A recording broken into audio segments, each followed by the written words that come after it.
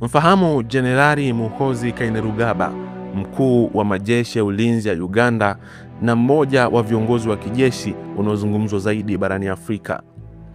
Mbali na nafasi yake jeshini, Muhoozi amekuwa akivutia mijadala kutokana na kauli zake za kisiasa na nafasi yake katika familia ya rais wa Uganda, Yoweri Museveni. Muhoozi alizaliwa Aprili 24 mwaka 1974 jijini Dar es Salaam, Tanzania, wakati baba yake Museveni akiwa uhamishoni.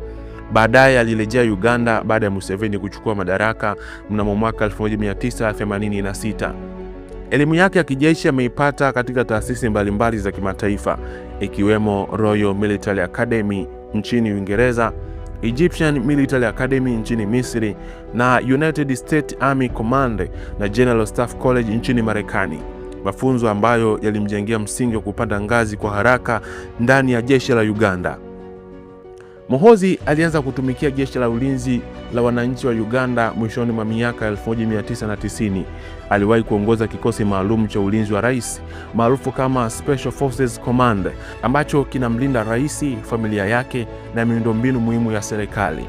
Mwaka 2024 alipandishwa cheo na kuteuliwa kuwa mkuu wa majeshi ya ulinzi wa Uganda, nafasi inayomfanya kuwa kiongozi mkuu wa jeshi nchini humo.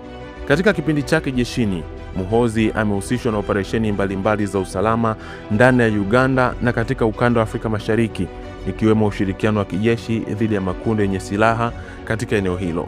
Hata hivyo, amekuwa akikosolewa mara kadhaa kutokana na matumizi yake ya mtandao wa X, zamani Twitter, ambapo amekuwa akitoa kauli zinazozua mijadala kuhusu siasa za Uganda na mahusiano ya nchi hiyo na mataifa jirani.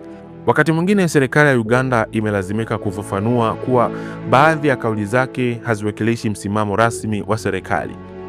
Kutokana na kuwa mtoto wa Rais Museveni, Muhoozi mara nyingi hutajwa na wachambuzi wa siasa kama mmoja ya watu wanaoweza kuwa na nafasi ya kuwania urais siku zijazo, ingawa hajatangaza rasmi nia hiyo.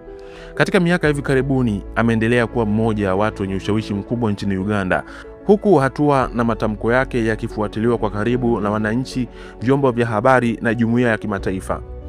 Kwa sasa Jenerali Muhoozi Kainerugaba anaendelea kuiongoza UPDF katika kipindi ambacho Uganda inakabiliwa na changamoto za usalama wa ndani, ushiriki katika operesheni za kikanda, pamoja na mijadala inayoendelea kuhusu mustakabali wa uongozi wa nchi hiyo. Mimi ni Kelvin Kaitila.